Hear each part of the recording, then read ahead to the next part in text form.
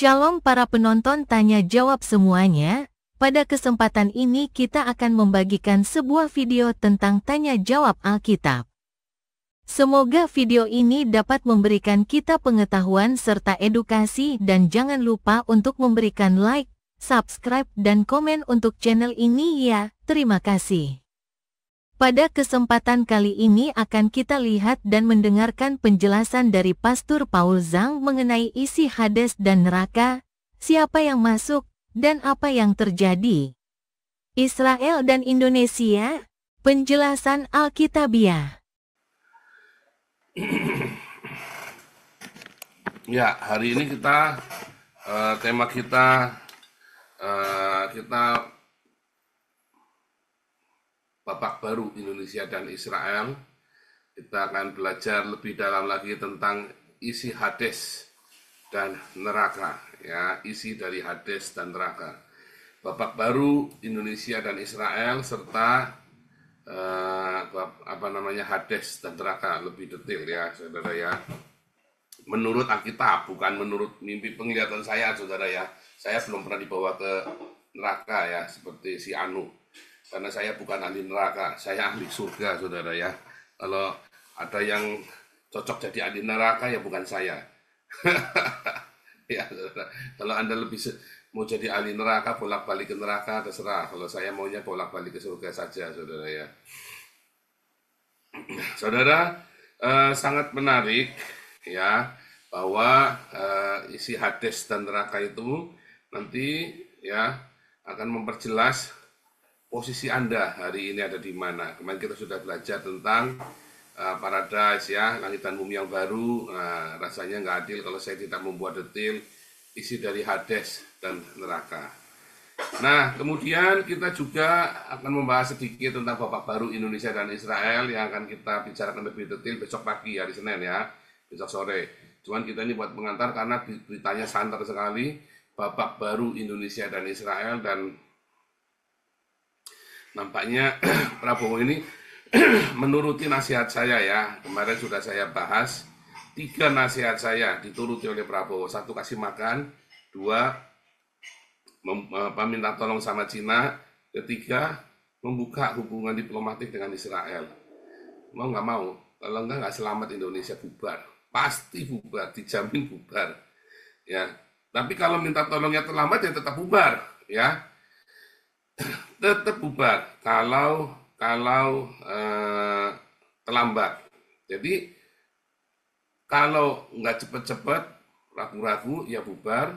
Kalau minta tolongnya terlambat itu bubar, tapi kalau nggak minta tolong ya juga sudah pasti bubar, tambah chaos lagi malah ya.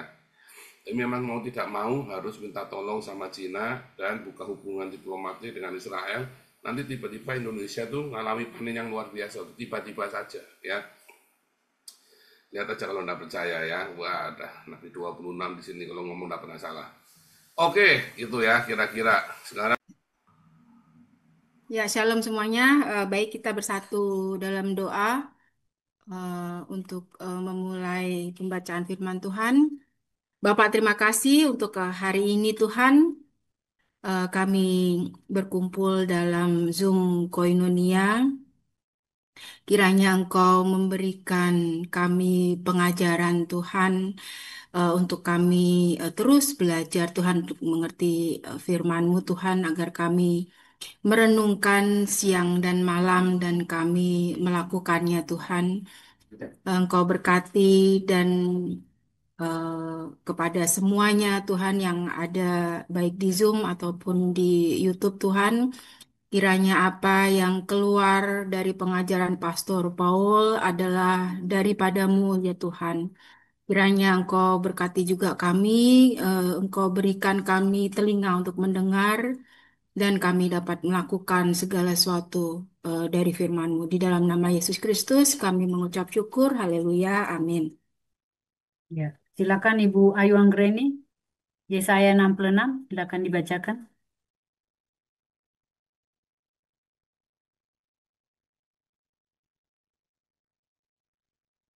Silakan dibuka Bu mikrofon. Ya, silakan. Ya, Yesaya pasal 66. Beginilah firman Tuhan. Beginilah firman Tuhan, langit adalah tahtaku, dan bumi adalah tumpuan kakiku.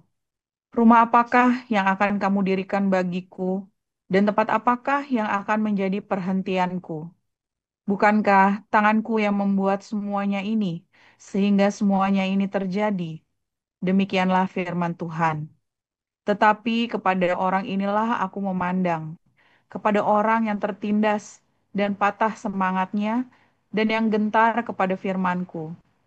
Orang menyembelih lembu jantan, namun membunuh manusia juga.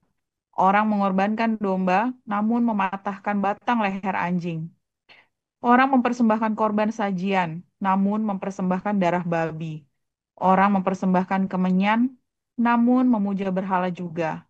Karena itu, sama seperti mereka, lebih menyukai jalan mereka sendiri, dan jiwanya menghendaki dewa kejijikan mereka.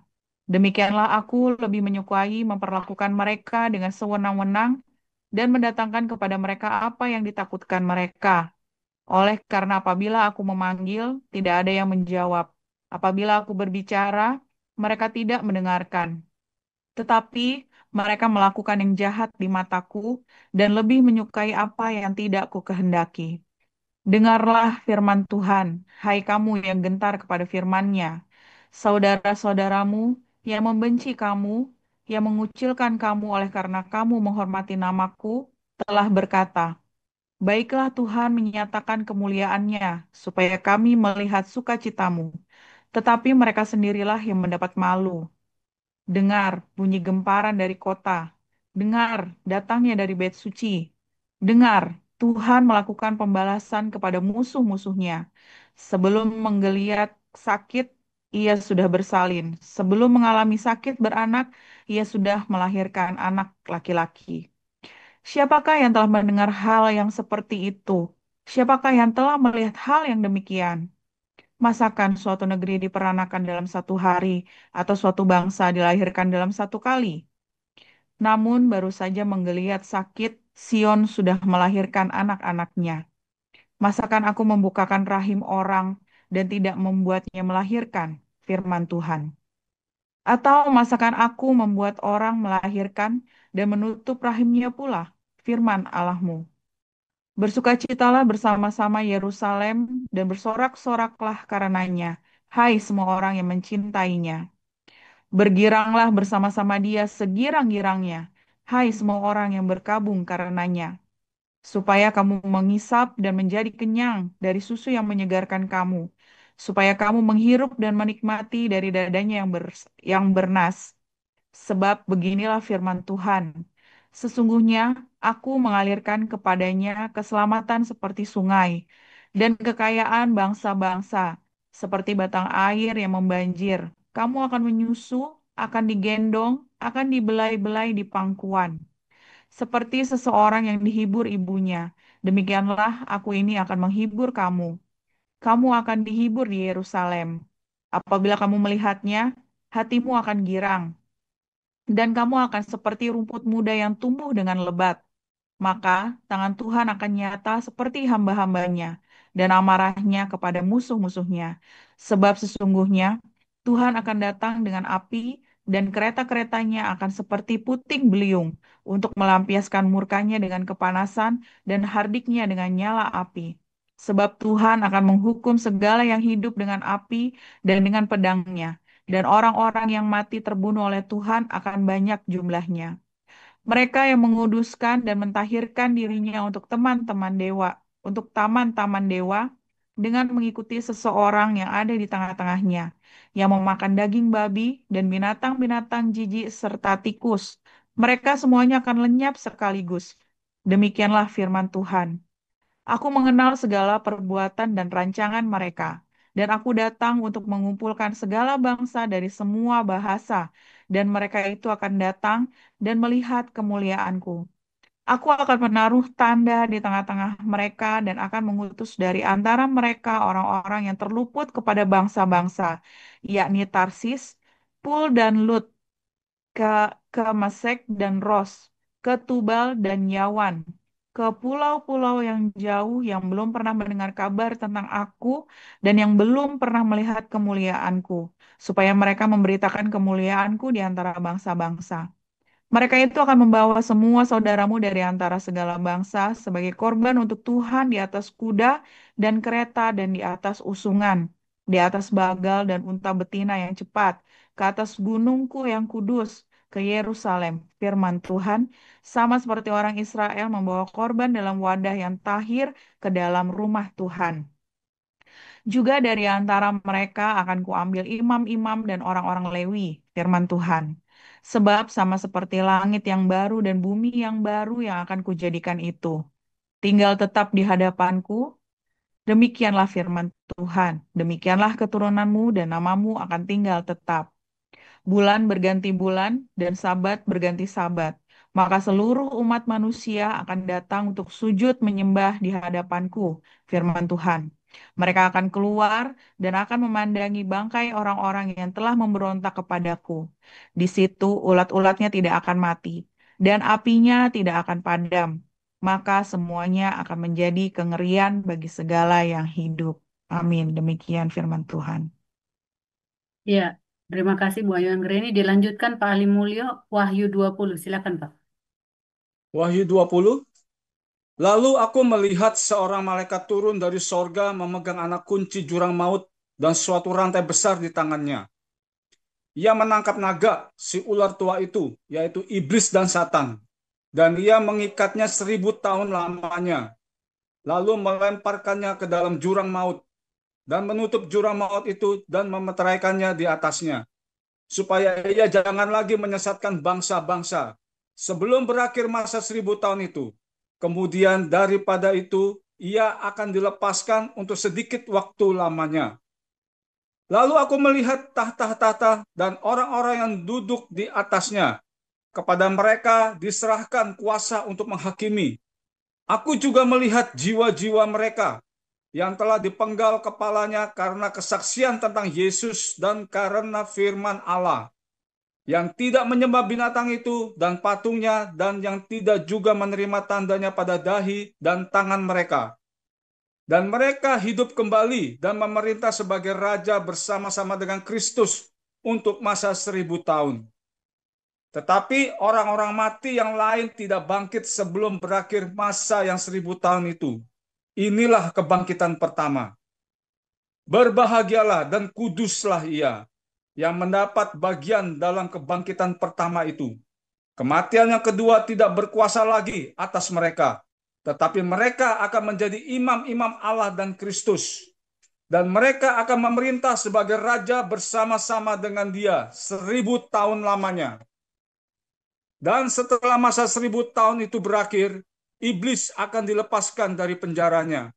Dan ia akan pergi menyesatkan bangsa-bangsa pada keempat penjuru bumi, yaitu Gog dan Magog, dan mengumpulkan mereka untuk berperang, dan jumlah mereka sama dengan banyaknya pasir di laut.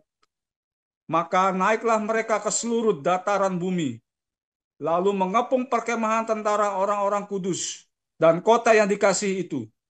Tetapi dari langit turunlah api menghanguskan mereka, dan iblis yang menyesatkan mereka dilemparkan ke dalam lautan api dan belerang, yaitu tempat binatang dan nabi palsu itu, dan mereka disiksa siang malam sampai selama-lamanya. Lalu aku melihat suatu tahta putih yang besar dan dia yang duduk di atasnya. Dari hadapannya lenyaplah bumi dan langit dan tidak ditemukan lagi tempatnya. Dan aku melihat orang-orang mati, besar dan kecil, berdiri di depan tahta itu. Lalu dibuka semua kitab, dan dibuka juga sebuah kitab lain, yaitu kitab kehidupan. Dan orang-orang mati dihakimi menurut perbuatan mereka, berdasarkan apa yang ada tertulis di dalam kitab-kitab itu.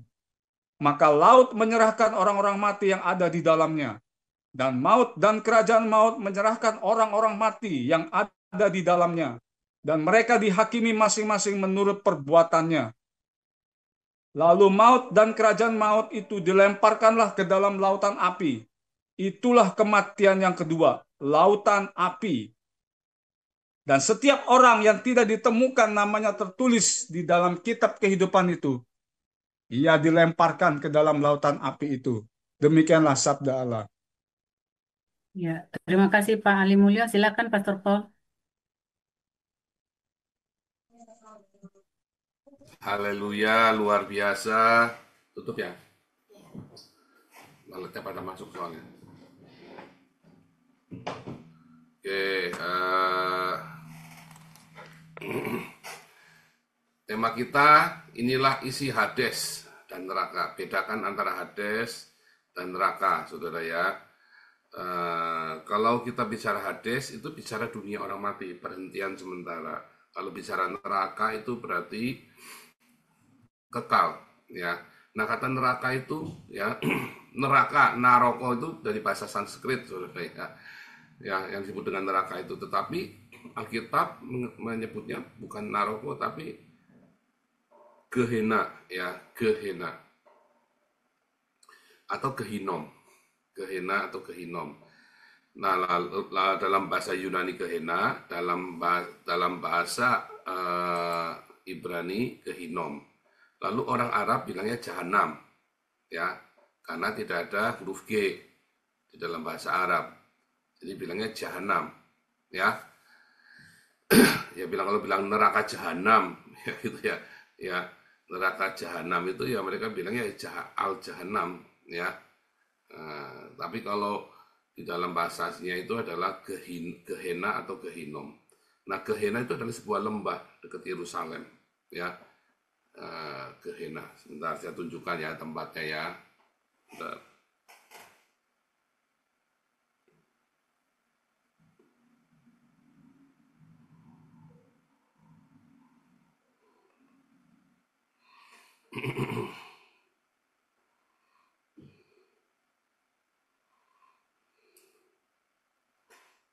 Belum bisa ya, bentar.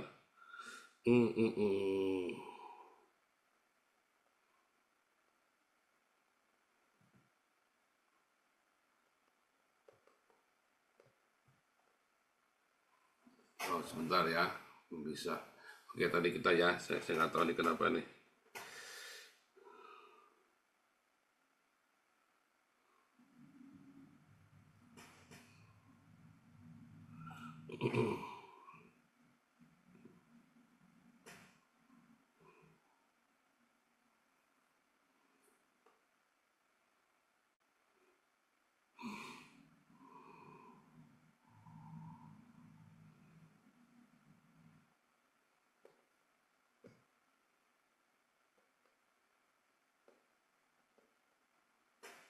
Belum bisa ya, bentar.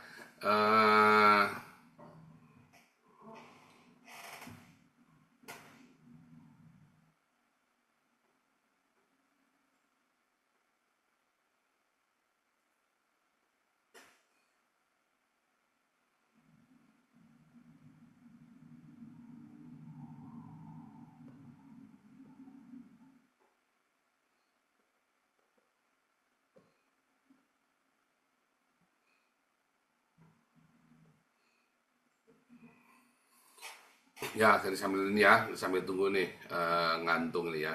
Di tempat saya nggak gantung.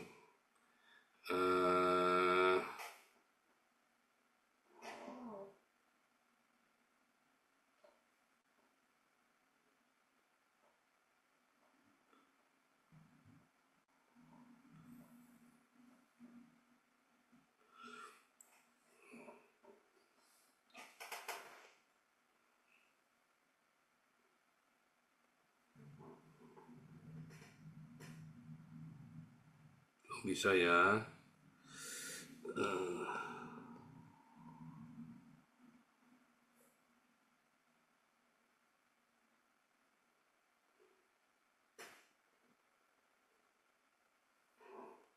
Wah.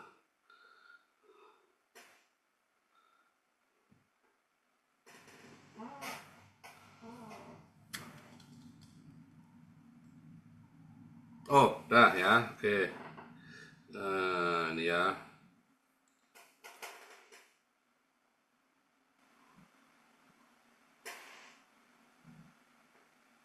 Ya, ada kelihatan ya. Nah, ini ya, saudara ya. Anda lihat, ya. Ini kan bukit Yerusalem ya, Bukit Sion. Yerusalem yang paling atas ini.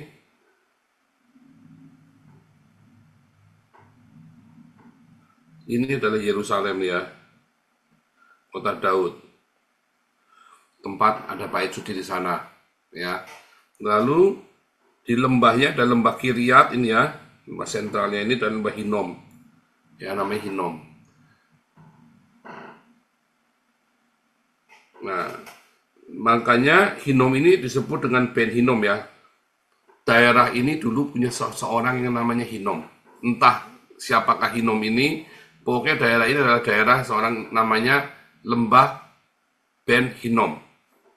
Nah, di daerah ini, di Hinom ini, orang-orang Israel melakukan kejahatan yang amat jahat sekali, saudara ya. Dan mereka mereka itu begitu jahat, saking jahatnya, ya, mereka mempersembahkan anak-anak mereka kepada dewa Molok, dewa Molok, dewa api. Nah, mereka memasukkan anak-anak mereka dibakar hidup-hidup, sudah dikorbankan kepada dewa Molok. Itu adalah kejahatan yang paling jahat, karena memang seluruh Kanaan itu dulu ya mempersembahkan korban anak itu biasa. Dan saya kira di seluruh dunia ya, tradisi mempersembahkan korban anak itu ada di seluruh dunia. Bahkan bapaknya Muhammad itu dulu pernah mau disembelih ya buat Hubal ya. Lalu sama Abdullah ditukar sama kakeknya Muhammad itu, sama kakeknya Muhammad itu, si Abdullah itu, bapaknya Muhammad, itu ditukar dengan 70 ekor unta, ya, supaya jangan disembelih. Ya banyak ya 70 ekor unta. Harganya unta berapa ya saudara ya? Mahal ya, banyak ya harganya unta itu berapa?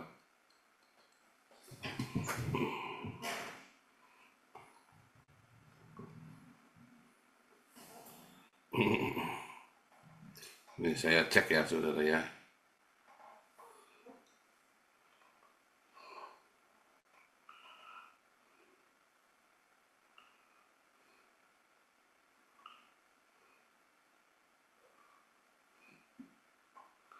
Berapakah harga seekor unta?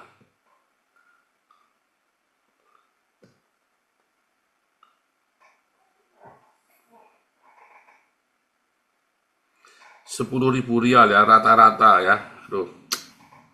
Rata-rata 3.000 sampai Rp10.000. 12 juta hingga 14 juta. Jadi harganya sekitar 12 sampai 40 juta. Andai kata kita ambil tengah-tengahnya 20 juta, maka ditukar dengan 140 juta ya. Kira-kira itu ya.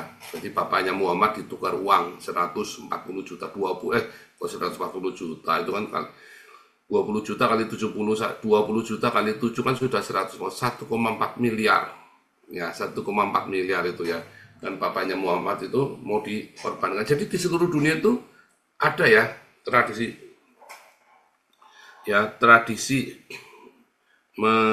menyembelih atau mengorbankan anak. Ada di mana saja ya kalau di seluruh dunia.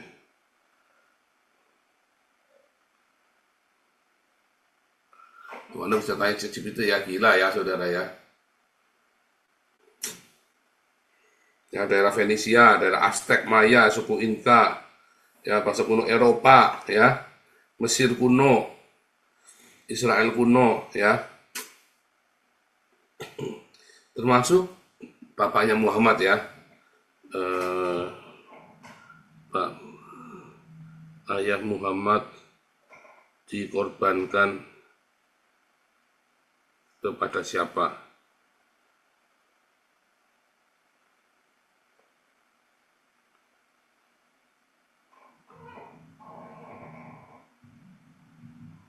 Nah, Abdul Muthalib ya. Untuk dewa tertentu, untuk dewa tertentu pembahasan Nazar ini buat Abdul Muthalib ya.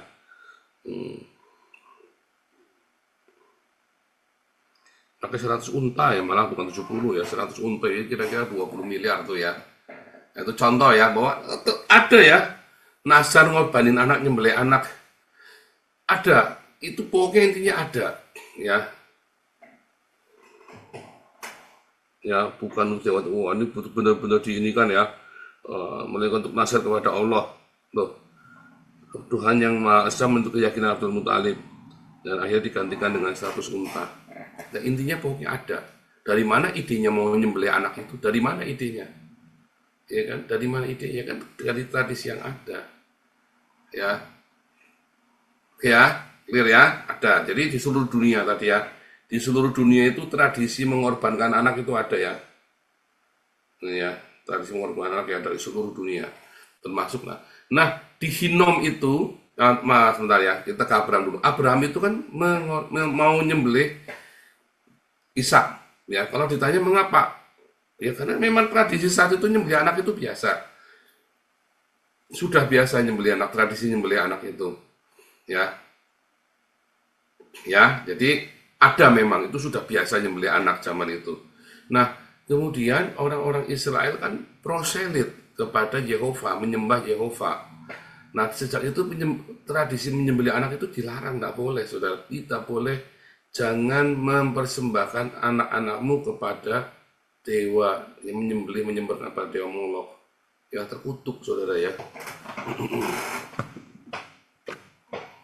Nah, tapi kita nggak mau cerita itu, nanti cari sendiri ya. Kita balik lagi ke tentang Gehenom tadi ya.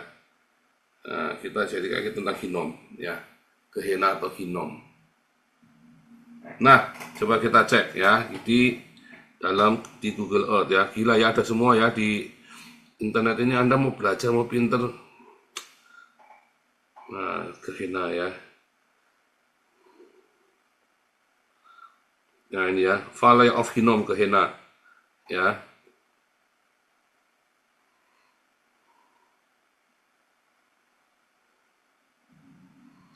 Nah, ini ya, kalau nanti saya nanti kita lewat sini ya. Valley of the Hinnom ini ya.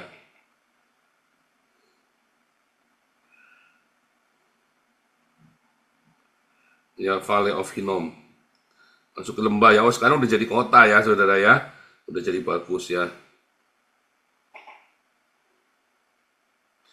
Valley of Hinnom or Gehenna.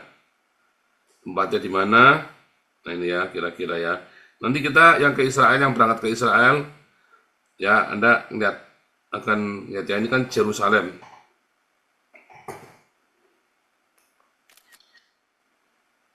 Ini Yerusalemnya, ini Gehinnomnya ya, lembahnya ya. Nah, sejarahnya kita sudah tahu ya, bahwa ternyata kata Hinnom, Gehenna itu dari asal usulnya dari anak-anak Israel yang dikorbankan kepada dewa Molok di dalam perapian dibakar gitu ya. Nah, lalu kemudian di dalam perjanjian lama orang mengenalnya jadi Gehenna, Gehinnom. Itulah neraka. Ya, dipersembahkan masuk kepada iblis di sana, pada iblis ya kan, dewa Molok itu kan yang mau anak-anak kita untuk mati itu kan iblis. Ya, si jahat itu. Lalu saudara, kalau kita belajar lagi ya, ada lagi namanya Hades atau Sheol. Apakah Sheol? Sheol itu adalah tempat dunia orang mati ya. Jadi kalau Gehinnom adalah tempat iblis berada ya. Gehinnom itu tempat iblis berada, di mana dia orang-orang itu dipersembahkan kepada dia ya, dalam api ya kan, dalam perapian itu. Nah, maka sebelum orang dipersembahkan kepada dia, itu di situ ada namanya dunia orang mati, Sheol. Nah, di dunia orang mati ini, dunia orang mati atau Sheol. Nah, dari manakah kisah tentang dunia orang mati ini? Kita buka di dalam Yesaya 14 ya.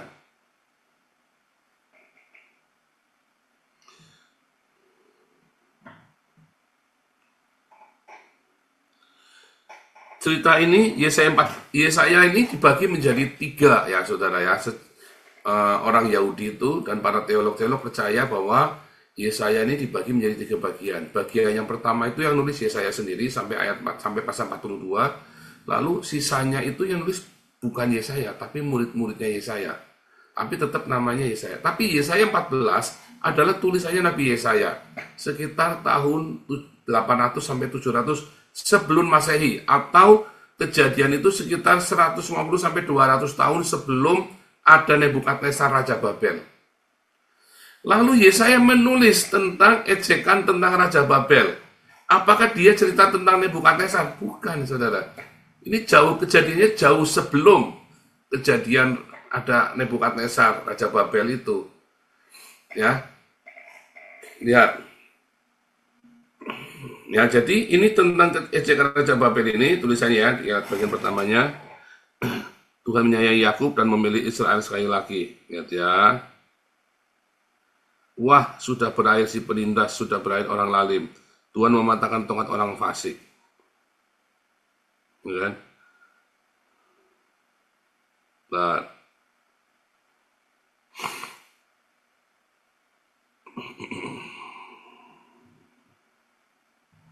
aku akan membuat Babel menjadi milik landak dan menjadi rawa-rawa, dan kota itu akan kusapu bersih dan kupunahkan.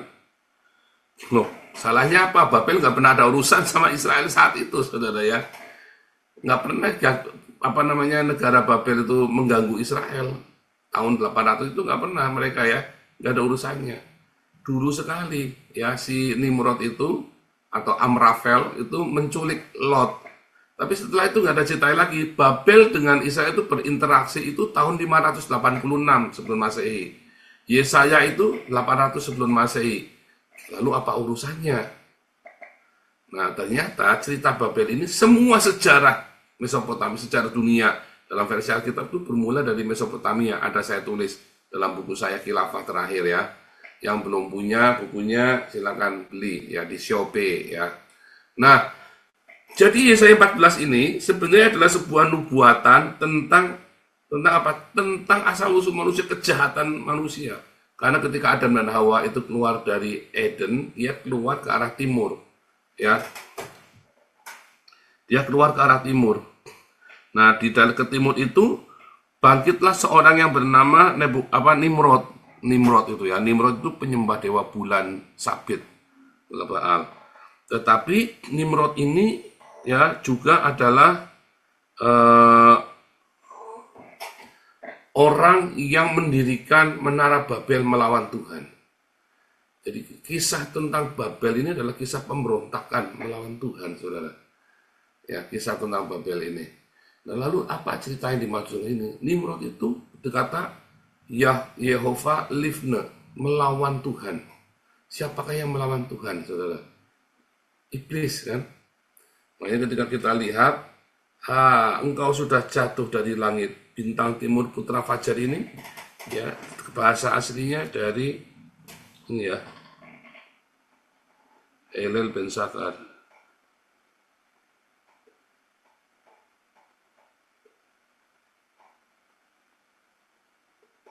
Ya, atau apa saudara? Hilal. Hilal itu hilal ya. Bulan sabit. Ya, bulan sabit. Sakar itu artinya penanggalan. Bulan, dalam penanggalan. Ada bulan itu dan penanggalan bulan sabitnya dan penanggalannya. Ya, Hilal ben Sakar berarti bulan pertama. Ya, bulan pertama dalam bulan itu. Ya, itulah bulan sabit. Itulah hilal. Nah, itulah dewa yang disembah oleh Nimrod. Ya. Dewa Nana, ya, Dewa Nana, dewa yang disembah oleh Nimrod, yang hari ini turun-temurun lambangnya dipakai sama orang Islam, sama NU segala macam ya, PPNU sama semua Islam di seluruh dunia, sama Ottoman Turki segala macam kan pakai simbol bulan sabit. Simbol bulan sabit itu, ya bulan sabit itu sendiri adalah Hubaal, ya, lambang dari Hubaal, dewa yang disembah oleh Nimrod, dewa yang disembah oleh Nabonidus, dan itulah asal usulnya keluarganya Muhammad Hashimid. Dari mana? Dari Nabatean. Ya, dari Nabatean. Jadi kalau ditanya Hashimid itu orang Nabatean, saudara ya. Keluarga Hashimid itu berasal dari Adnan, ya, Abdul Adnan.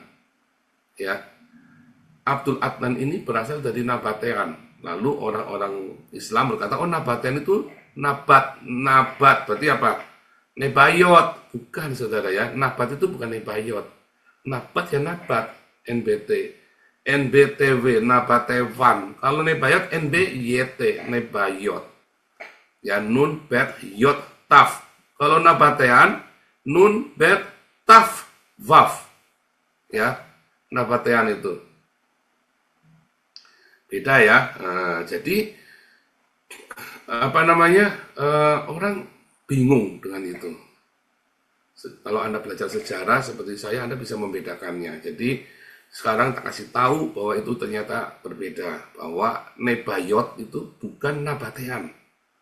Makanya orang Islam dengan orang Kristen yang tidak belajar sejarah mengira bahwa Islam itu keturunan Kedar dan Nebayot. Nah, Anda harus pilih mau Kedar atau Nebayot. Tidak mungkin Kedar sama Nebayot urunan sperma jadi orang Islam, jadi Muhammad. Harus salah satu. Muhammad itu keturunannya Kedar atau Muhammad itu keturunannya Nebayot. Tetapi mereka tinggal di daerah Nebayot. Ya. Iya kan? Jadi yang mana nih yang benar nih? Kedar atau Nebayot? Lalu tahun 530 Nabonidus itu memunahkan seluruh keturunan Ismail termasuk anak-anak Nebayot dan anak-anak Kedar. Mati semua di situ. Lalu Nabonidus, ya, pengikut dewan Nabonidus itu kan Nabonidus, ya. Nabonidus. Kemudian Nabu itu dewa Nabu, ya. Dia pergi tinggal di situ. Ya. Tinggal di daerah Nebayot itu. Jadilah Nabutean, seperti orang Kristian, ya. Jadilah Nabutean di situ. Para pengikutnya Nabonidus. Jadi Nabonidus itu menempati tempatnya orang-orang Nebayot dan Kedar, orang-orang Ismail ditempati sama mereka. Nah, si orang-orang inilah yang kemudian menjadi nenek moyang dari cerita Muhammad, kalau Muhammad itu ada. Jadi Muhammad itu bukan berasal dari Mekah atau Madinah, tapi Muhammad itu berasal dari Petra, Yordania, saudara ya. Nih, dari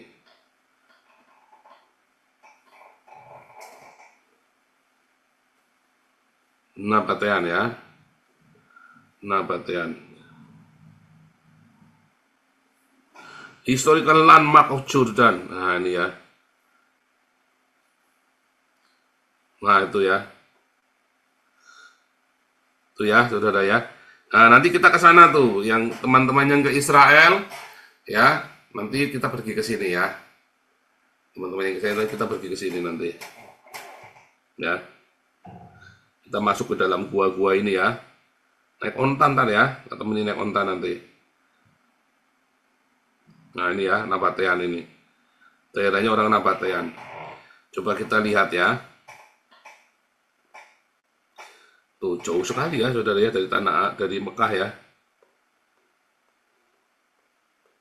Wih, jauh banget tuh. Nah, inilah kisah. Ini kan Mekah tadi, aduh. Ini kan Madinah, ini Mekah, ya, ini Nabatean, kelihatan ya. Kisah Muhammad itu sebetulnya tidak muncul di Mekah, saudara, karena Mekah itu baru ada tahun 900, kota Mekah itu. Beneran, saudara, ini sejarah. Makanya semua masjid di seluruh dunia, semua masjid sebelum tahun 1000, kiblatnya itu ke Nabatean. Kiblatnya itu ke sini, saudara. kiblatnya itu bukan ke Mekah. Ya, semua masjid yang dibangun sebelum tahun 1000 itu kiblatnya itu ke Nabatean, ya, ke Petra Yordania ini. Kita nanti ke sana ya, teman-teman ya. Nah, nanti kita ke sana, kita tengok. Ya. Nah, dari sinilah kisah Islam itu berasal. Dari sinilah kisah tentang Nabonidus, Hillel dan Sahar. Ya, hilal itu loh. Dari situlah kisah tentang hilal, bulan sabit itu. Ya, kemudian dihidupkan kembali oleh Nabonidus, kemudian dihidupkan kembali oleh orang-orang Babilonia, Bani Abbasiyah, yang membangkitkan cerita itu, Islamic Golden Age. Dialah yang membangkitkan kisah itu, saudara, mereka itu. Jadi, kisah tentang Muhammad itu dulunya adalah sama dengan kisah Sinbad, Alibaba. Itu satu level itu, Aladin. Itu sama, itu satu cerita, itu 1001 malam. Di dalamnya ada kisah Muhammad itu. Intinya apa, saudara? Inti dari kisah Alibaba, Sinbad, ya, terus Aladin, intinya kan pemuda masuk ke gua, ada jin. Ya kan?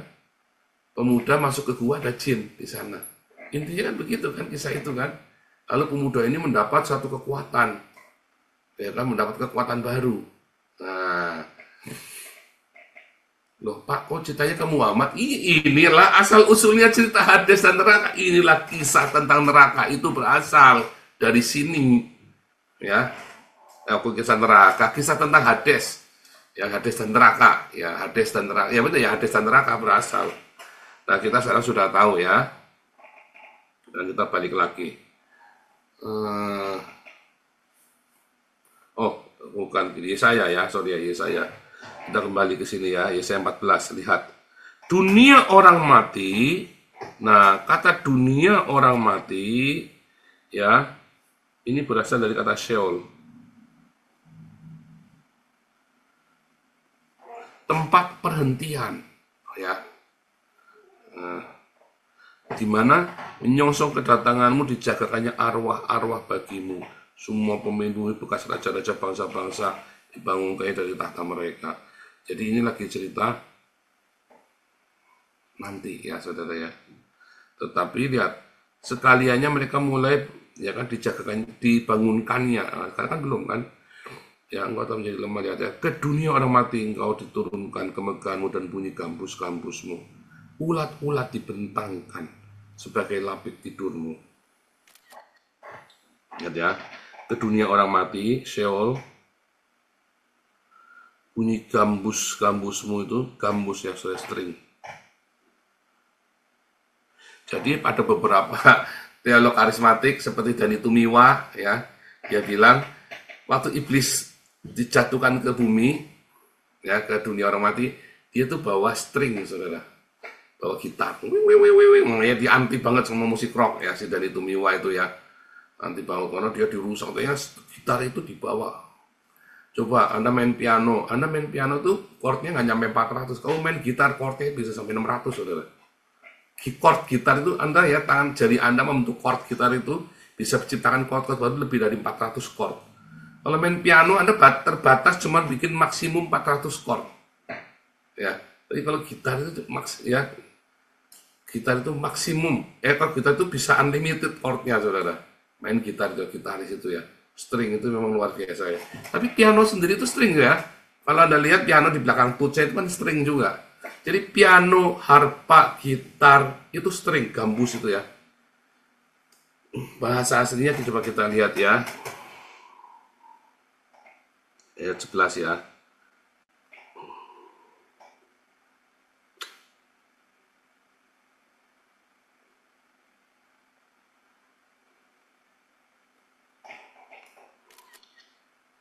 Ya, as well the sound of your string instrument. Ya, semua yang pakai string, kawat, benang, ya, benang apa, tali, ya, harpa, kecapi, gitar, mandolin, apalagi saudara, sebutlah ya, semua ya, biola, cello itu kan, termasuk piano di dalamnya. Ya, you lie on a bed of maggot, ya, with a blanket of worm, ulat, ya, maggot ulat, ya, yang menjijikkan. Itu kan mereka hidupnya dari bangkai kan, di bangkai di situ. Itulah cerita tentang dunia orang mati, saudara. Jadi dunia orang mati itu ada gara-gara si Hillel ini dipecahkan ke bumi, dan tempatnya dunia orang mati itu ada di muka bumi ini, saudara. Seluruh dunia ini dikuasai oleh dunia orang mati, alam jasmaniah kita ini. Jadi Anda dan saya hari ini, kalau kamu belum terima Yesus, kamu sedang menghirup dunia orang mati. Makanya orang-orang itu indigo itu melihatnya bolak-balik mayat, jenazah. Kamu ya bolak-balik lihat orang ya yang serem-serem. Orang indigo itu melihat yang serem-serem, saudara. Ya, yang konyol ya kalau ada pendeta masih bolak-balik lihat setan, lihat orang mati, saudara ya. Siapa di sini yang sering dapat penglihatan orang mati? Berarti kamu masih tinggal di dalam Hades. Yang kamu hirup itu udara dari Hades kalau kamu belum percaya Yesus. Ya. Makanya di dalam alam bawah sadarmu tiba-tiba kamu terjaga, alam bawah sadarmu yang kamu lihat ya orang mati. Orang yang dicekik gantung diri, orang yang mati kepalanya putus, orang yang mati kepala otaknya hancur. Anda dapat image yang seperti itu kan? Orang-orang yang suka melihat dapat penglihatan paranormal, orang-orang dunia medium-medium, itu yang Anda lihat sekarang ini. Ya. Itulah kondisi dunia orang mati. Kondisi di mana kematian itu berada. Kamu mati dalam kondisi apa itu, saudara ya? Dan di situ yang ada aroma busuk. Makanya sengsara, orang indigo itu sengsara ya. Indigo itu sebuah apa, saudara? Sebuah berkat atau sebuah, kalau kamu indigonya belum lahir baru, sekutuk. Karena kamu hidupnya ya, kamu masuk dengan ambience dunia orang mati. Saudara, saya nggak ngerti kenapa orang indigo itu takut ketemu saya ya. Belum pernah, setiap orang indigo itu begitu ketemu saya, dia takut. Saya udah berapa kali aja ya, Paul, ini ada orang indigo, ini mamahnya minta, atau suaminya minta ketemu Pak Paul. Begitu saya samperin, orang indigo ini nggak mau keluar, saudara. Sudah berkali-kali. Ya, kenapa orang indigo? Saya undang ya, orang indigo yang jangan takut, saudara ya. Saya nggak akan menghakimimu. Ya.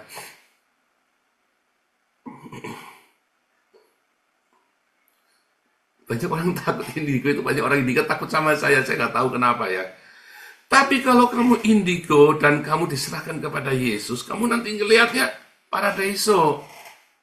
Ya. Nah, nanti dulu ya.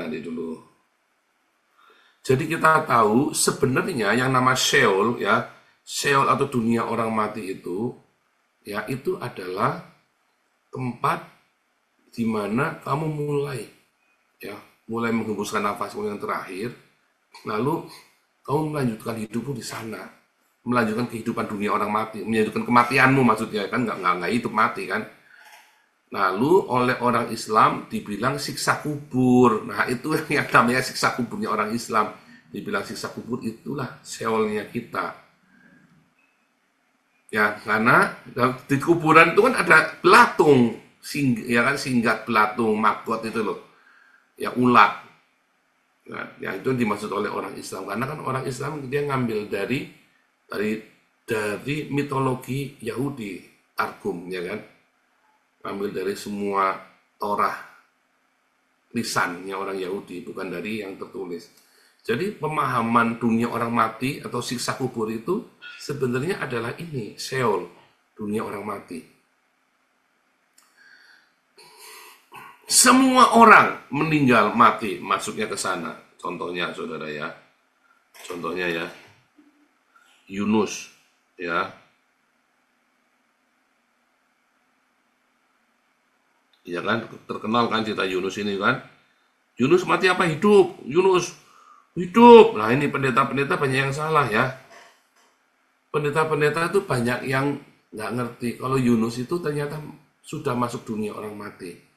Dalam kesusahanku, aku berseru kepada Yehova, dan ia menjawab aku. Dari tengah-tengah Sheol, aku berteriak dan kau dengarkan suaraku. Jadi, siapa itu? Yunus itu sudah mati. Sudah ada di tengah-tengah dunia orang mati, saudara. Ya.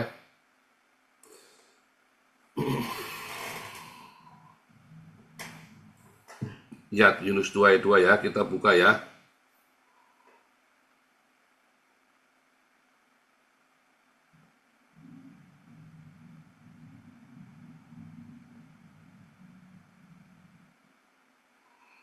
Oh, kok dulu letter dulu. Jonah 2. Hebrew. Text analysis ya, itu ya cara nyarinya nih.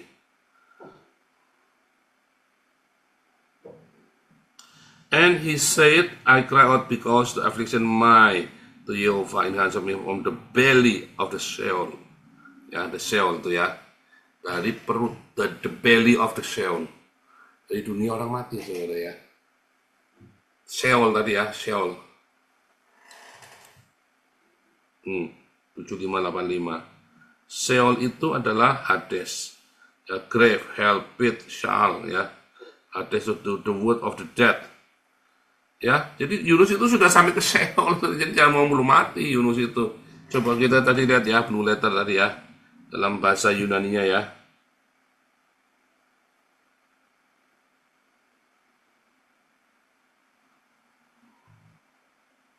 Dalam Yunus 2 ayat 2 ya.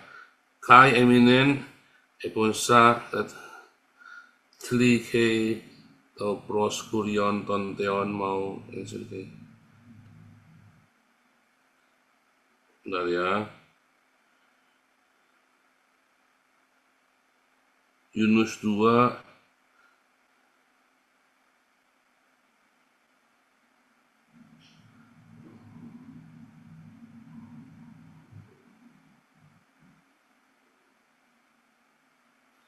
jangan kayak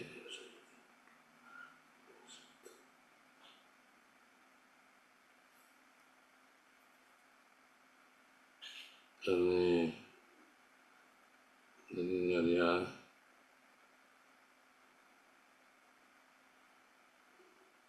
Ini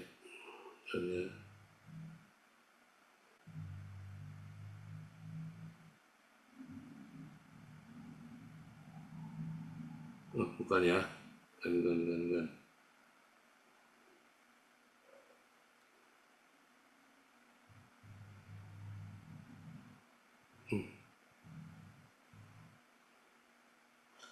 Benar ya. Benar ya, khusus amat yang dibuka. Telepon Eko kayak aku.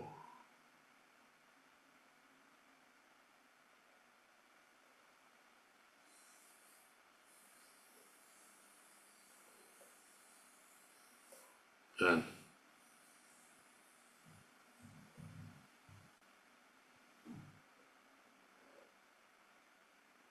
benar ya. Ini Hades nih ya, nah ketemu nih Hades nih ya. Dari tengah-tengah Hades, nah ya dari tengah-tengah Hades aku berteriak. Ya, dalam Yunus 2 ayat 2 tadi ya, dari tengah-tengah Hades. Jadi Yunus itu sudah mati. Itu adalah tempat perhentian. Ya, kalau kita lihat lagi ya di dalam Kejadian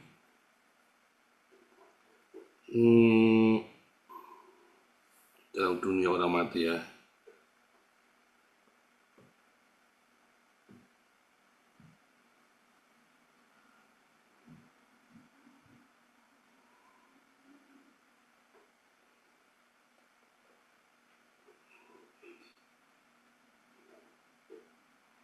Turun.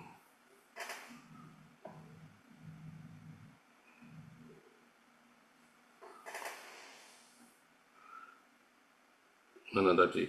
Nah ini ya, turun ke dunia orang mati.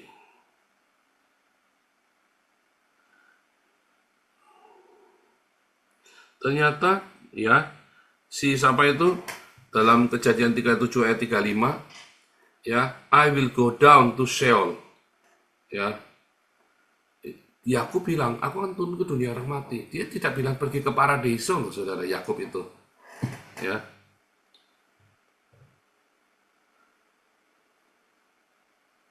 Kejadian 37 ayat 42 ya.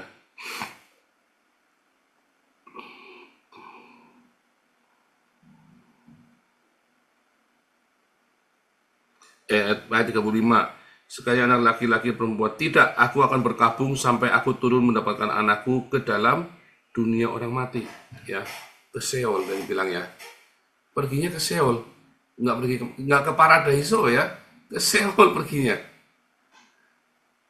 Entah Anda menyadari apa enggak, ya, ternyata Alkitab, semua tokoh-tokoh di Alkitab, nabi-nabi di Alkitab juga pergi ke Sheol. Bahkan Daud pun berkata, tali-tali dunia orang mati. Tali-tali dunia orang mati. Ya, menjerat aku. Ya. Itulah sebabnya, ya, sebelum Yesus itu disalib, mati disalib, turun ke dunia orang mati, ke Tartarus, ya. Itu ada di mana, saudara? Ada di dalam Roma 10 ya. Cuma kita perginya ke ini aja, ke dalam 1 Petrus ya, 1 Petrus 3 ayat 15. Ya. 1 Petrus 3 ayat 17 ya. 18. Kristus telah mati untuk dosa kita. Ya, ia membawa kita pada Allah, ia dibunuh, ya. Dan di dalam roh ia pergi memberitakan kerigma, ya, memproklamasikan Injil kepada roh-roh yang di dalam penjara. Yaitu roh-roh mereka yang dahulu pada waktu Nuh tidak taat. Roh di penjara mana? Terperangkap di dalam Sheol. Kenapa? Karena semua kan oleh air kan, seluruh dunia. Abyssos. Nah, kata lain dari Hades itu, ya, kata lain dari Hades itu tadi, ya.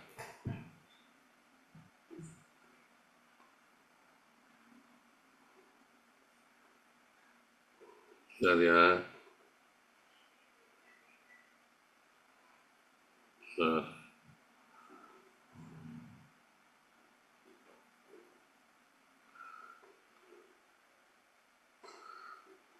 Ada kata Hades ya.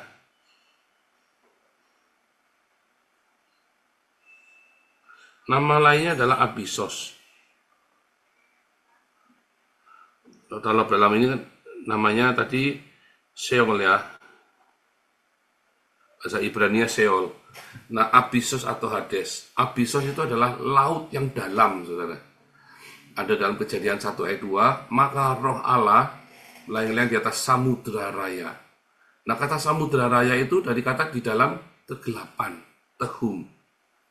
Ya, di dalam kedalaman tehum. Kejadian 1 ayat 2, ya.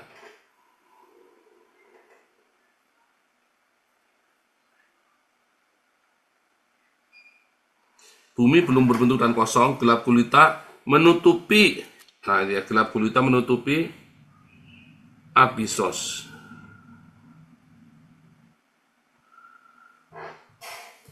Nah, nanti Anda baca dalam Wahyu 9, ada roh jahat, ada setan jahat, malaikat jahat, yang namanya Apollyon atau Abaddon, keluar dari Abyssos. Ya. Nah, kita buka ya, Kejadian 1 ayat 2 ya.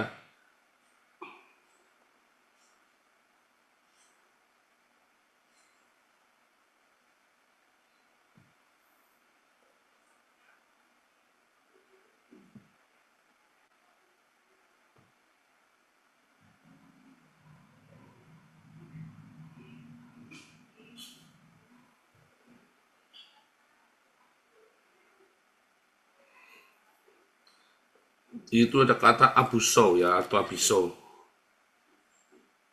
Ya, Abyssos. Nanti ayat ini, apa kata Abyssos ini ternyata ada di dalam Wahyu 9, saudara ya.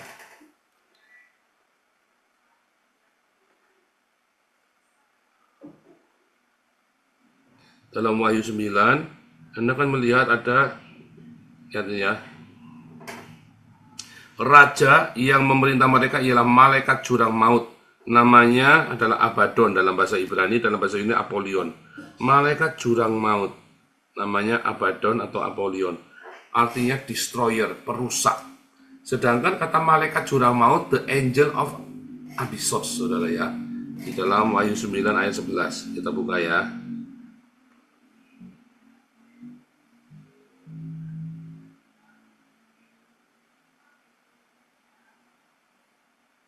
Oke.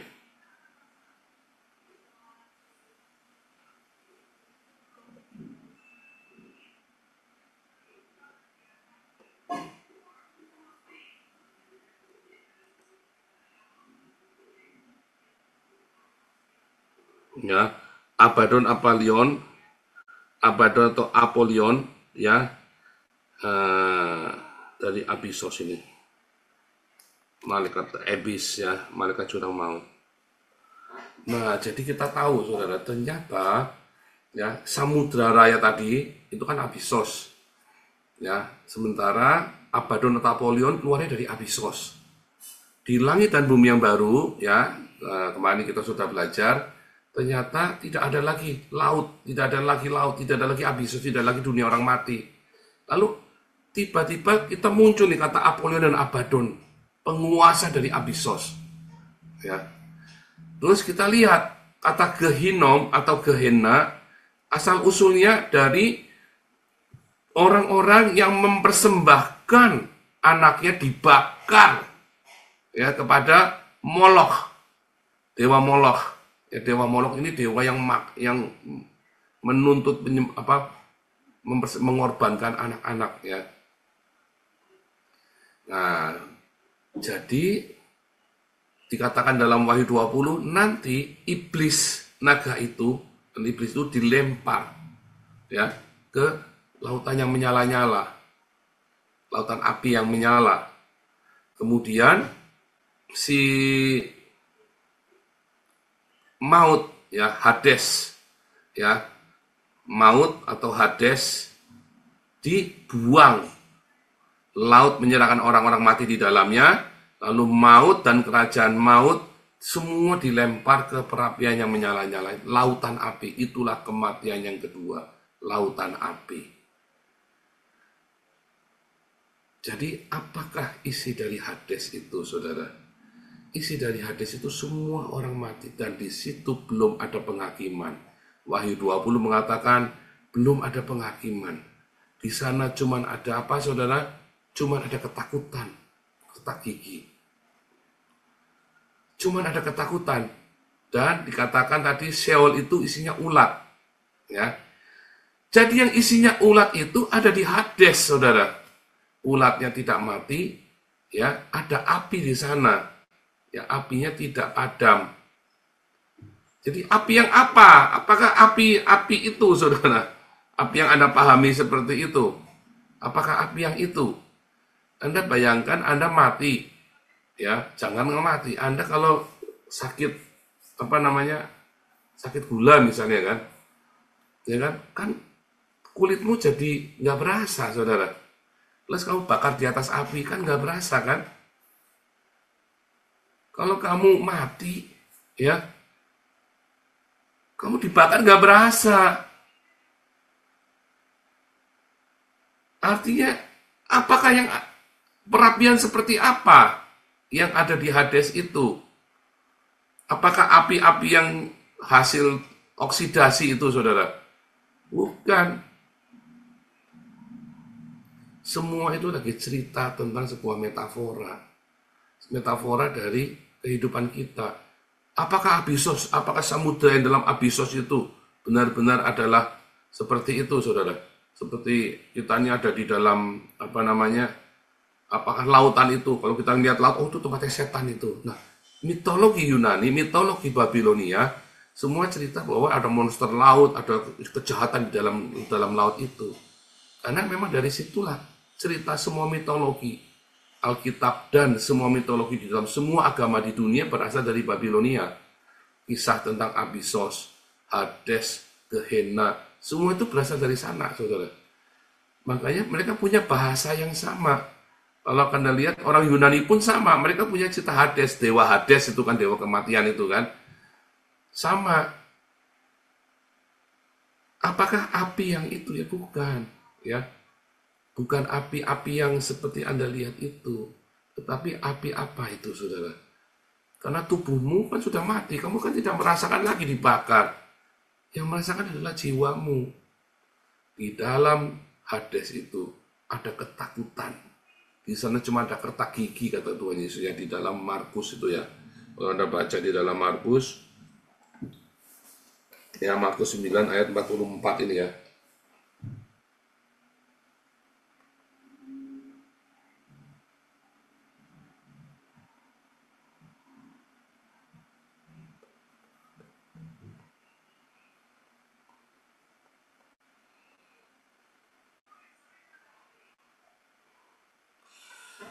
Nah, ini ya. Ini Markus 9 ayat 44 ini ya. Ini sebenarnya adalah kutip di ayat aslinya nggak ada, saudara ya. Di ayat aslinya nggak ada karena ya, lihat ya. Yesus berkata, jika tanganmu menyesatkan kamu dari atas ya. Barang siapa menyesatkan salah satu dari anak kecil yang percaya ini, lebih baik baginya sebuah batu kilangan diikatkan pada lehernya, dibuang ke dalam laut. Laut apa yang dimaksud? Abysos. Laut itu kan cerita Abysos tadi kan. Dan jika tanganmu menyesatkan kau, penggalah, karena lebih baik engkau masuk ke dalam hidup dalam tangan utuh daripada tangan utuh kedua tanganmu dibuang ke Gehenna. Ya, daripada kamu masuk ke Gehenna, dari Abysos dulu baru ke Gehenna. Ini kan, karena kamu tersesat, lalu kamu masuk ke Gehenna. Tuh, dalam tanda kurung. Di tempat itu, ulatnya tidak akan mati dan apinya tidak akan padam. Nah, di situ adalah kutipan dari Yesaya 66 ayat 24 tadi. Jadi ini dalam ayat aslinya nggak ada. Tapi si penerjemah Alkitab ini dia naruh di situ ya. Dia naruh komentarnya dia. Mengingatkan kepada pembacanya itu. Catatan kaki itu loh saudara ya. Bahwa ada ke dalam api yang tak terpadamkan itu. Oh itu ngambil dari Yesaya 66 ayat 24. Maksudnya begitu ya. Terus, jika kakimu menyesatkan engkau, penggalah, karena lebih baik engkau masuk ke dalam hidup dengan timbang daripada utuh kedua disambangkan dalam bukit. Diulangi lagi ya, di tempat itu ulatnya tidak mati dan apinya tidak padam. Jika matamu menyesatkan engkau, cungkilah. Ya. Nah, lihat ayat 48, di mana ulat-ulat bangkai tidak mati dan apinya tidak padam. Nah, ini baru yang aslinya. Tapi dituliskan di situ, ya. Karena ada sebuah penekanan ya, karena setiap orang akan digarami dengan api. Garam memang baik, tetapi jika garam menjadi hambar, dengan apa kamu menghasilkannya? Setiap orang akan digarami dengan api, setiap orang ya. Supaya apa saudara? Semua orang ya akan digarami dengan api. Di dalam hidup kita ada namanya baptisan api. Kita semua akan mengalami baptisan api, saudara. Yaitu sebuah proses kehidupan. Kalau kamu menolak proses itu, kamu tidak pernah akan sempurna. Maka kamu akan mengalami perapian yang kekal itu. Kalau kamu responmu benar dengan baptisan api, kamu rela memberikan dirimu di dalam baptisan api, maka hidup kita akan menjadi semakin murni, karena api itu memurnikan seluruh hidup kita, membuang semua yang kotor dalam hidup kita. Makanya api itu yang akan membuat kita dalam tanda kutip menderita secara badani. Ya.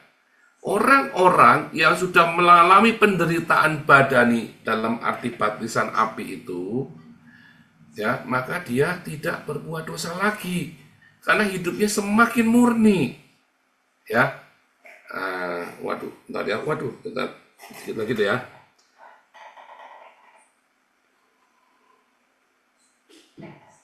Di dalam 1 Petrus, orang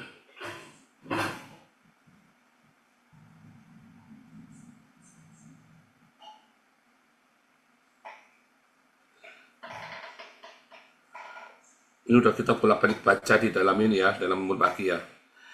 Jadi karena Kristus telah menderita penderitaan badani, kamu pun harus juga mempercintai dirimu dengan pikiran yang demikian. Barang siapa telah menderita penderitaan badani, dia telah berhenti berbuat dosa. Ya, penderitaan badani atau baptisan api ini membuat kamu berhenti berbuat dosa. Tapi kalau kamu tolak baptisan api itu, maka kamu akan selamanya, kamu akan pergi ke Hades. Di Hades itu belum dihakimi. Kamu akan menderita dengan api itu, saudara. Dengan ulatnya tidak akan mati, apinya tidak akan padam. Kamu akan merasakan penderitaan badani yang harusnya ada di dunia ini yang kamu terima ketika kamu difitnah, ketika kamu dicerca, ketika kamu sakit hati, dikhianati, ketika kamu ya mengekang dirimu, hawa nafsumu kamu korbankan, egomu kamu sembelih. Makanya ada 12 karakter kemarin. Kasih, sukacita, damai sejahtera, kebaikan, kemurahan, kelemah lembutan, kesabaran, kesetiaan, penguasaan diri. Ada di situ, ada lagi apa saudara? Iman, pengharapan, dan kekudusan. Tetapi kalau kamu masih ada pertikaian, kamu masih suka bertikai, bertengkar, fitnah, jinah, ya, segala kenajisan, maka kamu belum menderita badani. Tetapi penderitaanmu bukan penderitaan badani, melainkan penderitaan yang kamu bikin sendiri. Nah, dari penderitaan-penderitaan itu yang tidak kamu ikhlas, hatimu tidak ikhlas, kamu akan bawa tuh ke dunia orang mati. Itulah isinya dunia orang mati, saudara. Itulah isinya dunia orang mati. Mengapa disebut ulatnya tidak akan mati? Ya karena itulah penderitaan dunia orang mati, dan apinya itu yang kamu bawa itu dari masa hidup yang kamu tolak. Tetapi kalau kamu terima api itu, baptisan api itu, Yesus berkata kamu akan terima baptisan roh dan baptisan api. Aku membaptismu dengan air, tetapi yang akan datang akan membaptismu dengan roh dan dengan api. Katanya Yohanes kan. Yohanes membaptis dengan air. Manusia kita membaptis dengan air.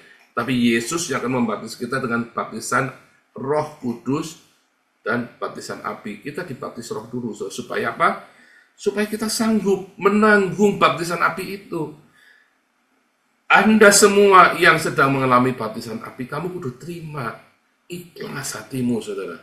Karena ketika kamu ikhlas, kamu terima baptisan api itu, kamu tidak berdosa, kamu berhenti berdosa. Ya, lebih tepatnya berhenti berdosa, bagus sekali terjemahnya, berhenti berdosa. Sehingga kamu pergi masuk ke dunia orang mati. Enggak, karena apa? Kamu tidak berdosa, kamu pergi ke paradiso, ke taman Tuhan, di mana ada kemerdekaan, ada kelegaan di sana. Tapi kalau kamu pergi ke dunia orang mati, maka kamu di sana akan disiksa oleh apa, saudara? Penderitaan yang seharusnya kamu ada di bumi. Kamu tolak, gengsimu kemahalan, egomu tinggi, kamu dengan kesombonganmu, dengan percabulanmu, dengan ya segala kecemaran yang kamu bawa ke dalam Hades itu. Lalu di Hades itu kamu nunggu. Hades itu isinya adalah semua penderitaan, ya tadi ya, karakter ya, semua penderitaan dalam tanda kutip penderita, bukan menderita karena nggak punya uang, bukan, saudara. Ya, menderita nggak punya uang itu biasa, itu bukan penderitaan, karena kamu tidak butuh uang, kamu butuh makan, ya kan? Kamu tidak butuh uang, kamu butuh sehat. Untuk sehat butuh uang. Itulah makanya kamu tergantung uang. Kamu akhirnya bukan menyembah Tuhan, tapi menyembah uang. Kamu tidak butuh kaya raya untuk menjadi pandai, yang butuh kamu belajar. Kamu tidak butuh uang, saudara, untuk hidup layak di muka bumi ini. Ya, yang kamu butuhkan adalah Tuhan. Kamu mencari Tuhan, mencari kerajaan Allah, kebenarannya. 12 karakter itu tadi yang saya cerita. 12 karakter itu bolak-balik ditulis di dalam Alkitab. Ya, 12 karakter, 12 batu permata itu yang bolak-balik diajarkan di Alkitab. Itu yang kamu butuhkan. Kalau kamu baptisan api itu kamu terima untuk memunculkan kasih sukacita, damai sejahtera, kebaikan dan seterusnya tadi, ya, kamu akan cukup makan. Kalau kamu ada sukacita, ada damai sejahtera, ada kebaikan dalam hidupmu, ya, ada kesabaran, ada kerendahan hati, ya kan? Dalam kasih kan ada kerendahan hati, tidak sombong, kasih itu tidak bersukacita karena ketidakadilan, ya kan? Kasih itu kan sabar, tadi kan murah hati. Kalau kamu ada kasih dalam hidupmu, kamu tidak akan pernah kelaparan, saudara. Kamu tidak akan pernah kamu mengalami penderitaan-penderitaan yang lain. Tapi penderitaan badan ini adalah penderitaan akibat orang difitnah, dicaci maki, sehingga kita jadi lebih sabar.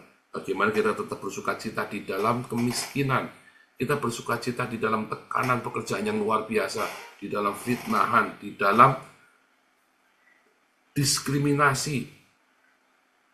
Penderitaan itu bukan diskriminasinya. Penderitaan di mana adalah ketika kamu tetap bersukacita, tetap sabar, tetap lemah lembut, tetap murah hati. Itu yang dimaksud dengan penderitaan itu. Kemudian kamu bawa tuh dalam kematianmu, kamu pergi ke paradiso. Karena di paradiso itu isinya 12 permata itu. Atau kamu lanjutkan, kamu bawa karena kamu nggak tuntas sekolahmu. Baptisan apinya nggak tuntas, kamu bawa ke Hades. Disitulah api itu kan, ya, egomu, egomu.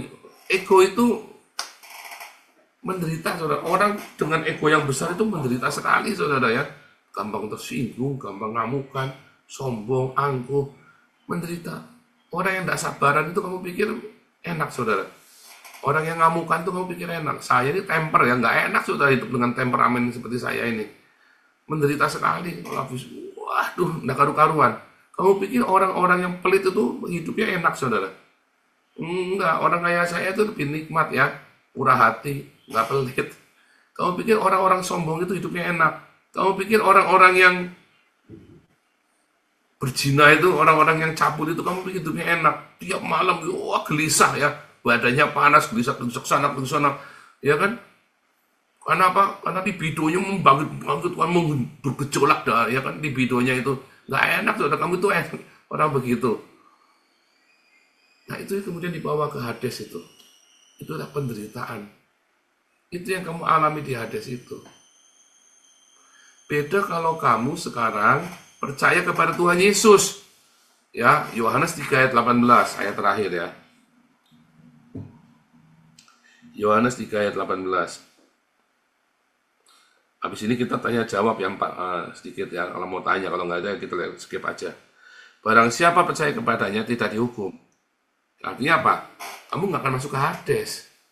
Barang siapa percaya kepadanya, kamu tidak masuk ke Hades. Kamu hari ini sudah pindah ke paradiso jiwamu.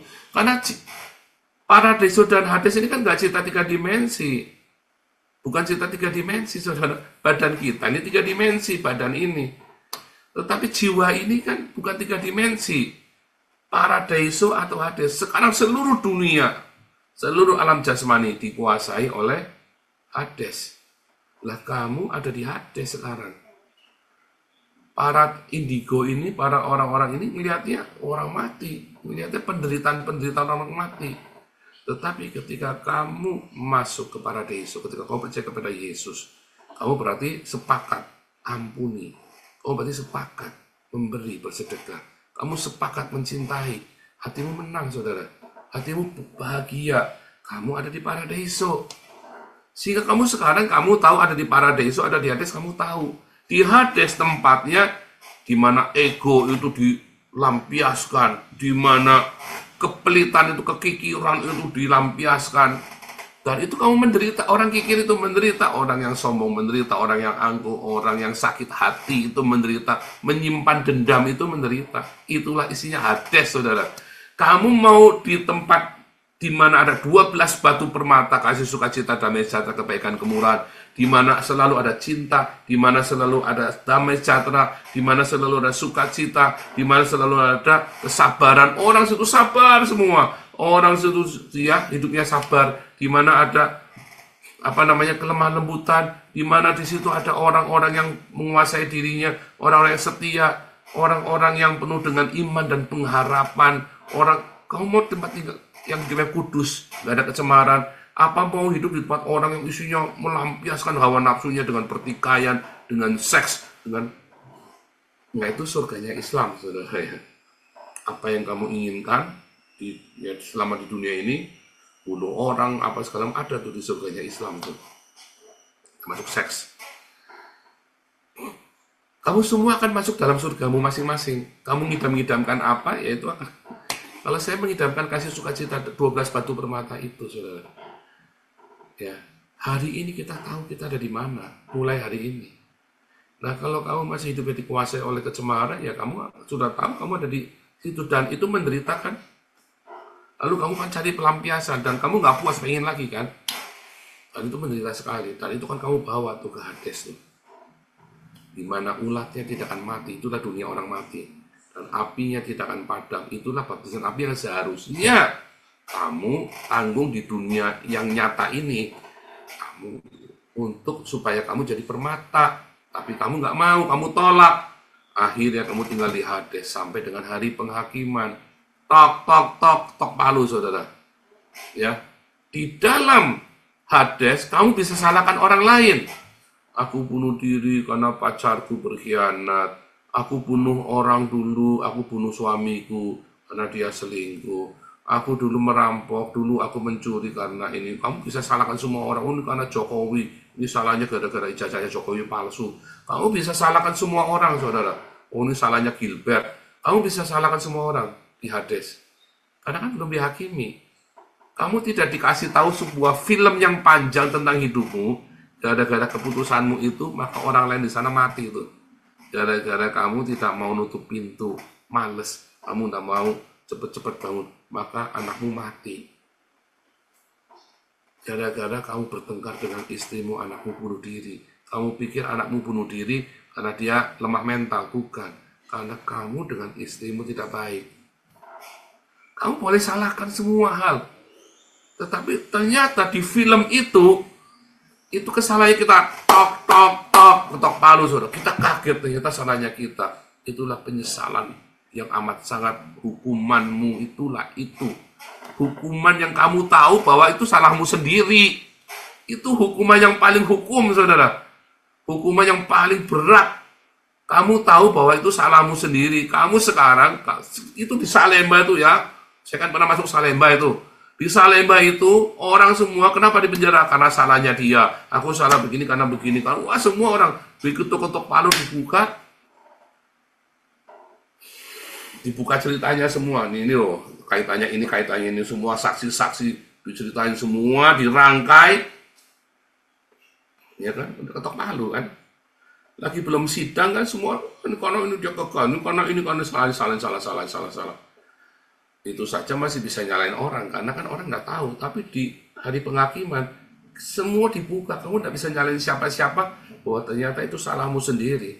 Bahkan bukan salahnya setan. Kamu nyalakan iblis ya kan, ini salahnya iblis nih. Maka si jahat itu dimasukkan juga. Udah tahu hukum tuh. Ini kan ada kejahatan di muka bumi ini, Pak. Ya udah, kejahatan aja saya hukum tuh.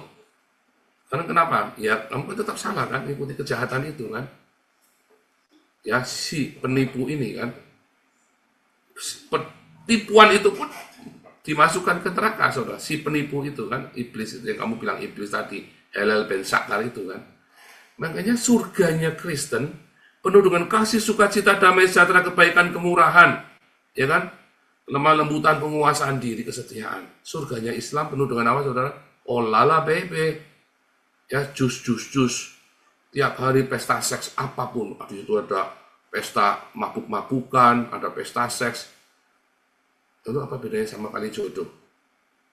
Kamu mau masuk surga yang seperti itu, atau mau masuk surga yang penuh dengan kasih, ya, sukacita, damai sejahtera?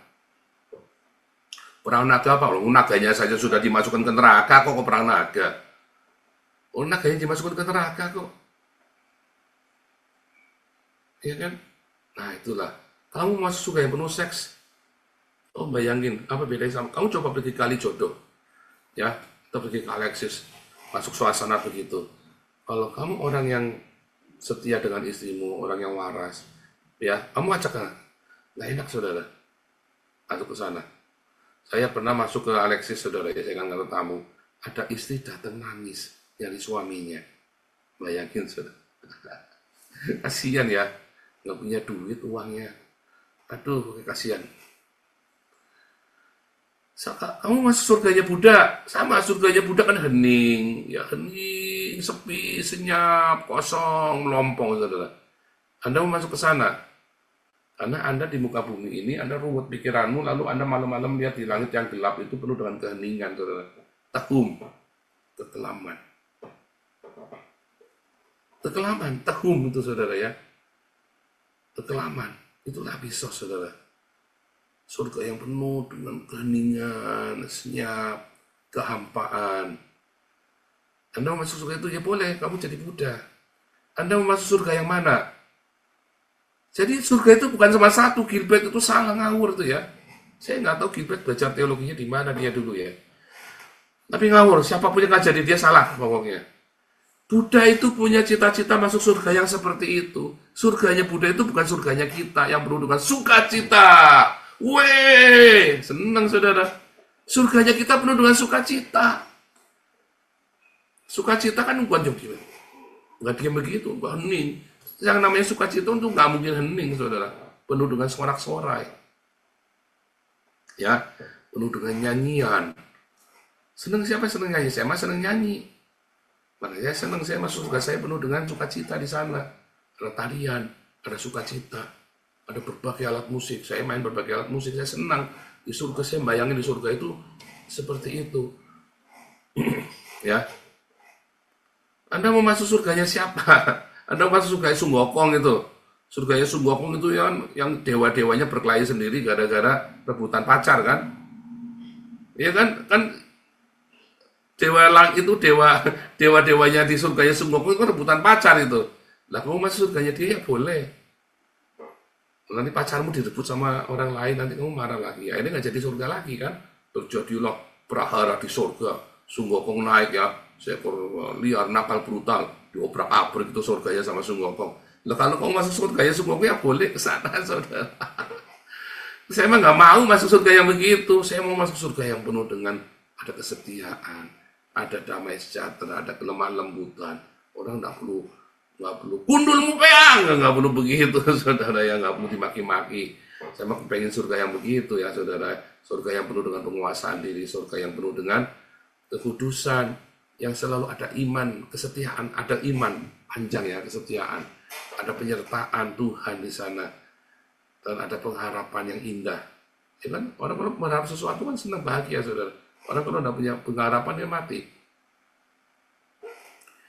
Nah itulah, kalau kamu hari ini percaya kepada Tuhan Yesus, kamu akan masuk surga yang seperti itu. Kalau kamu hari ini percaya kepada Muhammad, maka ya kamu hidupnya nanti. Kalau sekarang Yesus berkata hari ini juga kamu bersama dengan aku di Paradiso. Hari ini kamu berpindah. Tapi kalau kamu percaya sama Muhammad, nanti kalau udah mati kamu pergi ke Kalijodo, pergi ke Alexis. Kalau kamu percaya kepada Buddha, nanti kalau kamu berinkarnasi terus-menerus, kamu sempurna. Kalau kamu tidak jadi kucing, kalau kamu tidak jadi biri-biri, kalau kamu tidak jadi kecoa, nanti kamu akan mencapai keheningan, senyap, tehum, kosong, melompong. Ya, makin melompong. Kalau kamu mau percaya sama surganya Sun Gokong, ya kamu nanti, itu tadi, nanti istrimu diambil sama tetanggamu, saudara. Kamu mau surga yang mana? Saya mau surga ya Tuhan Yesus. Anda kasih sukacita, damai sejahtera, kebaikan, kemurahan, kemalembutan, ya kesetiaan, penguasaan diri, kesabaran di sana. Ada murah hati, ada kemurahan hati, saudara. Ada apa, saudara? Di sana ada rendah hati, ada kerendahan hati. Di sana ada kekudusan. Saya mau masuk surga yang begitu. Kalau Anda mau masuk surga yang lain, terserah. Ya, itu pilihanmu. Nah, isi Hades sudah saya ceritain. Ternyata semua penderitaan yang kamu tolak, semua proses kehidupanmu yang kamu tolak untuk mencapai 12 permata ini, kamu tolak, kamu tidak mau. Nah, kemudian kamu di Hades itulah kamu akan mengalami itu semua. Dan kamu nyalain orang lain, kamu nyalain saya, kamu nyalain Gilbert, kamu nyalain Jokowi. Kemudian di hari penghakiman, tok, kamu nggak bisa nyalain siapa-siapa. Itulah neraka. Di dalam kekekalan cuman ada penyesalanmu saja.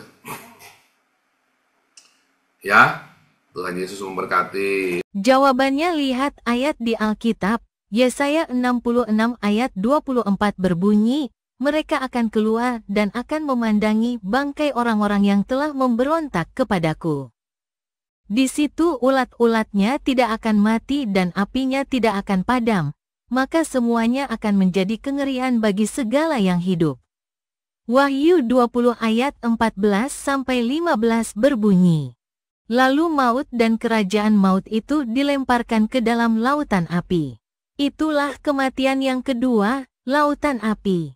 Dan setiap orang yang tidak ditemukan namanya tertulis di dalam kitab kehidupan itu, ia dilemparkan ke dalam lautan api itu.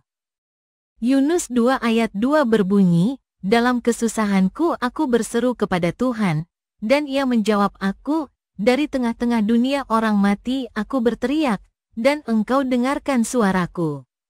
1 Petrus 4 ayat 1 berbunyi, karena Kristus telah menderita penderitaan badani, maka kamu pun harus mempersenjatai dirimu dengan pikiran yang demikian, karena barang siapa telah menderita penderitaan badani, ia telah berhenti berbuat dosa.